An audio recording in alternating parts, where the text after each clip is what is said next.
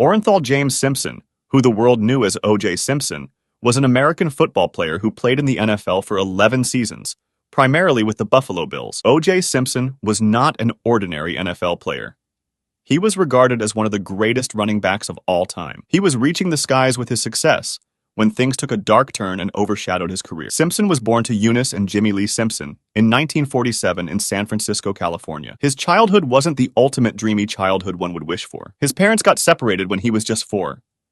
He was left with his mother and siblings, and they became a family of low income. Due to the financial instability of the family, Simpson earned money by scalping tickets and collecting seat cushions at Kezar Stadium. His health was not ideal either, as he had developed rickets as a child and wore braces on his legs until the age of 5, which gave him a bow-legged stance. He was a very troublesome teenager, as in his early teenage years, he was arrested 3 times, and after his 3rd arrest, Simpson happened to meet baseball star Willie May. Simpson first practiced sports at the Potrero Hill Recreation Center. Simpson then played for the school football team, the Galileo Lions, at Galileo High School. He played as a tackle and then as a fullback. He graduated high school in 1965. Although Simpson was an all-city football player at Galileo, his mediocre high school grades prevented him from attracting the interest of many college recruiters. He ended up enrolling himself at City College of San Francisco in 1965, and this marked the beginning of a successful career. He played football both ways as a running back and defensive back, and was named to the Junior College All-American team as a running back. City College won the Prune Bowl against Long Beach City College, and opportunities started knocking on the door for Simpson, as many colleges wanted Simpson as a transfer student for football. In 1967, Simpson enrolled at the University of Southern California in Los Angeles. He played running back with the Trojans for head coach John McKay in 1967 and 1968. In 1967's Victory Bell rivalry game between the teams, USC was down by 6 points in the 4th quarter, with under 11 minutes remaining. Simpson's 64-yard touchdown run tied the score, and the extra point provided a 21-20 lead, which was the final score. This was the biggest play in what is regarded as one of the greatest football games of the 20th century, and pictures of the play were published in many national magazines. As Simpson rose in popularity, he avoided controversy, such as not participating in a boycott of the 1968 Olympics, which was supported by people like Martin Luther King Jr. as a protest against racial injustice in the U.S. As a senior in 1968, Simpson rushed for 1,709 yards and 22 touchdowns in the regular season, earning the Heisman Trophy, the Maxwell Award, and Walter Camp Award. He held the record for the Heisman's largest margin of victory for 51 years, defeating runner-up Leroy Keys by 1,750 points. The first selection in the 1969 NFL-AFL draft was held by the AFL's Buffalo Bills, after finishing 112-1 in 1968. They took Simpson, but he demanded the largest contract in professional sports history, $650,000 over 5 years. This led to a standoff with Bills owner, Ralph Wilson,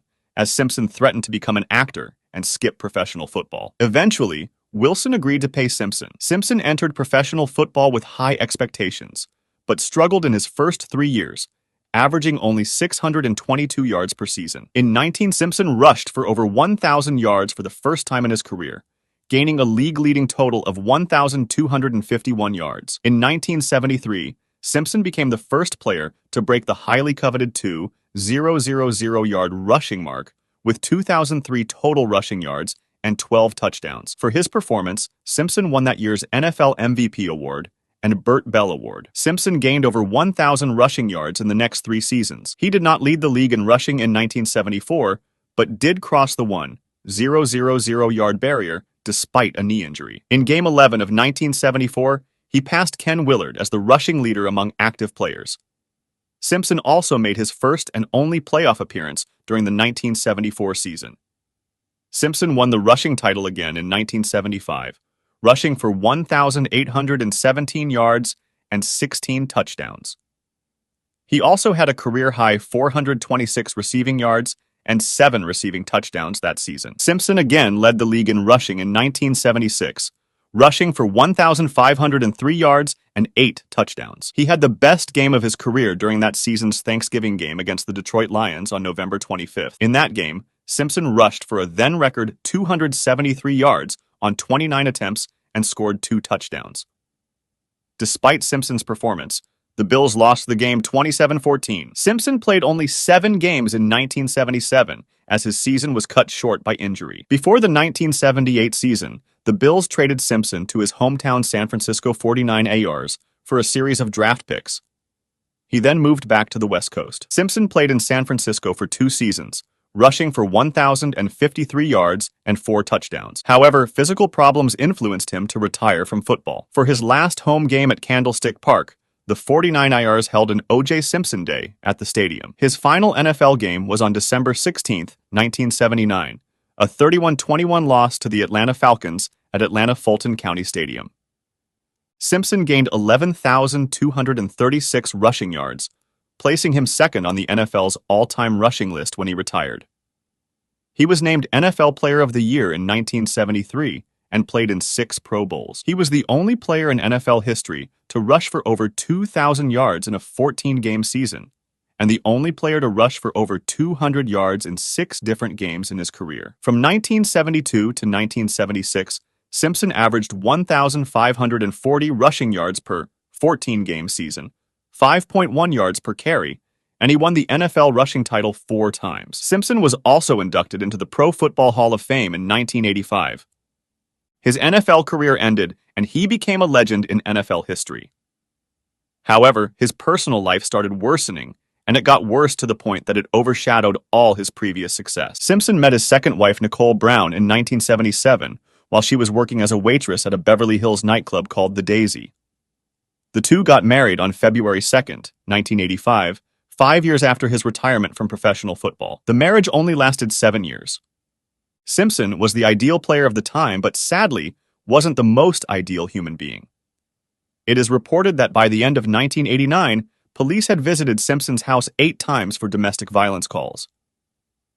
In one of the incidents, his wife was found by officers hiding in the bushes outside their home, badly beaten and half naked. Reports suggest that in 1993, after the divorce, Brown and Simpson made an attempt at reconciliation. In October, Brown called the police to report Simpson being violent again, after he allegedly found a photo of a man Brown had dated while they were broken up. Simpson got so violent and hateful that he ended up killing his ex-wife and her friend. Shortly after midnight on June 13, 1994, Nicole Brown Simpson and her friend Ron Goldman were found stabbed to death in the courtyard outside Brown's condo in the Brentwood neighborhood of Los Angeles. Police determined the murders had taken place on the night of the 12th.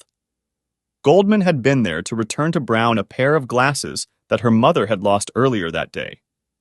The knife used was never found. Simpson was an immediate person of interest in their murders, and there was never any other suspect found. This crime of his led to another crime, as Simpson, in agreement with his attorneys, was scheduled to turn himself in at approximately 11 a.m. to the Parker Center Police Headquarters on the morning of June 17th. Simpson failed to turn himself in, and he later became the subject of a low-speed pursuit by police while riding as a passenger in a white 1993 Ford Bronco SUV, a vehicle owned and being driven by his former teammate and longtime friend Al Cowlings. According to Cowlings, Simpson was armed in the back of the vehicle with a pistol, holding it to his head and threatening to shoot himself if he was not taken back to his Brentwood estate.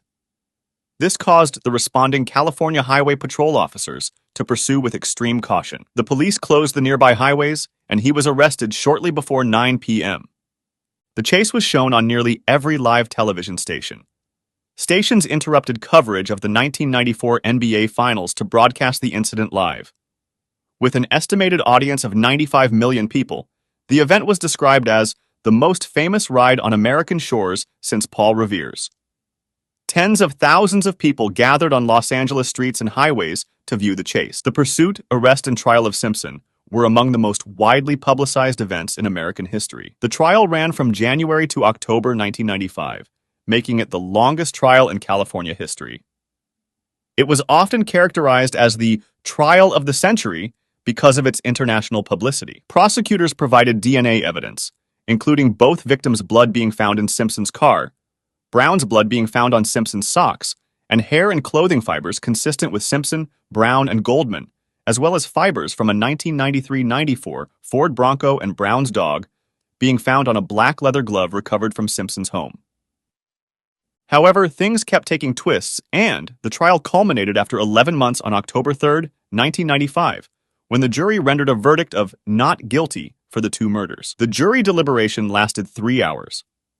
By the end, the trial produced 126 witnesses, 1,105 items of evidence, and 45,000 pages of transcripts. Simpson was released after 474 days in custody. Most African Americans there felt justice had been served by the verdict, while the majority of whites and Latinos opined that it had not. 2 years later, in 1997, a civil jury in Santa Monica, California, unanimously found Simpson liable for the wrongful death of and battery against Goldman, and battery against Brown. Simpson was ordered to pay $33,500,000 in damages, $8.5 million in compensatory damages to the Goldman family, and $12.5 million in punitive damages to each family. This wasn't the end of his legal troubles. In February 2001, Simpson was arrested in Miami-Dade County for simple battery and burglary of an occupied conveyance, for pulling the glasses off another motorist during a traffic dispute 3 months earlier. If convicted, Simpson could have faced up to 16 years in prison, but he was tried and quickly acquitted of both charges in October. Moreover, in July 2002, Simpson was arrested in Miami-Dade County for water speeding through a manatee protection zone and failing to comply with proper boating regulations. The misdemeanor boating regulation charge was dropped, and Simpson was fined for the speeding infraction. In March 2004, satellite television network DirecTV, Inc. accused Simpson in a Miami federal court of using illegal electronic devices to pirate its broadcast signals.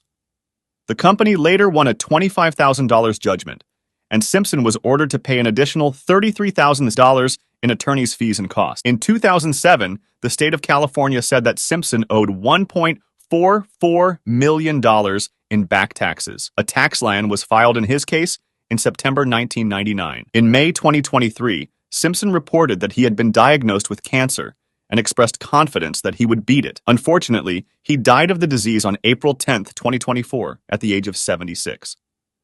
He had made mistakes, grave ones that can probably not be undone.